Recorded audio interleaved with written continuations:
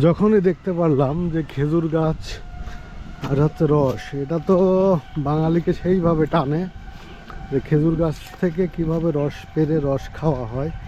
তো আমরা এবার ট্রাই করতেছি একটা গাছ থেকে রস নিয়ে রস খাবো।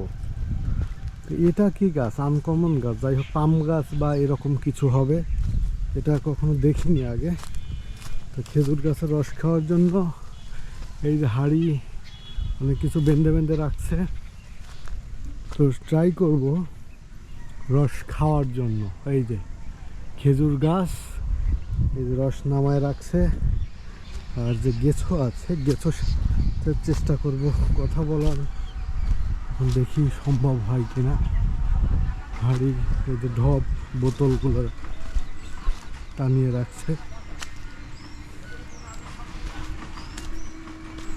এই যে দেখতেই পাচ্ছেন, এই যে এক ফোঁট করে রসগুলো পড়ে। আল্লাহ রসের নিয়ামতের মধ্যে একটা অন্যতম নিয়ামত যে এই মাটি থেকে কিভাবে সুমিষ্ট রস এই গাছের ভেতর দিয়ে উপর থেকে চলে আসে, তারপরে ওইটা শীতকাল ছাড়া পাওয়া যায় না।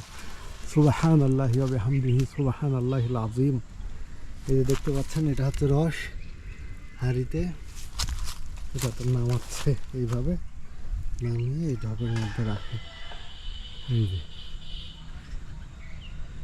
তো দেখি ওই যে উনি নামছে ওই গাছ থেকে, নামার পরে কিছু রস নিব।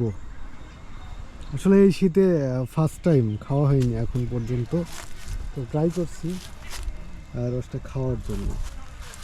দেখি উনি কীভাবে কী পরামর্শ দেয়, কেমনে কি করে। ভাই আসেন,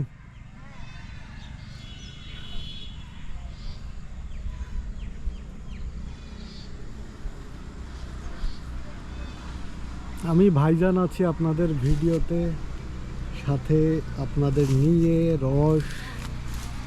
এই যে আমি রাস্তা দিয়ে যাচ্ছিলাম, হঠাৎ করে এটা চোখে পড়াতে আমি ভাইজান আছি আপনাদের সাথে, খেজুরের রস খাবো আজকে।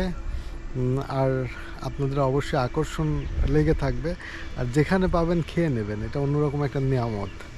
আর না খেলে তো বোঝা যাবে না, না খেলে এটা স্বাদ তো আর বলে বোঝানো যায় না, তো স্বাদটা আপনাকেই নিতে হবে। তো যাই হোক, এই তো আছি ওনার কাছে, শুনবো কত করে লিটার বা কিভাবে কি সেল করে।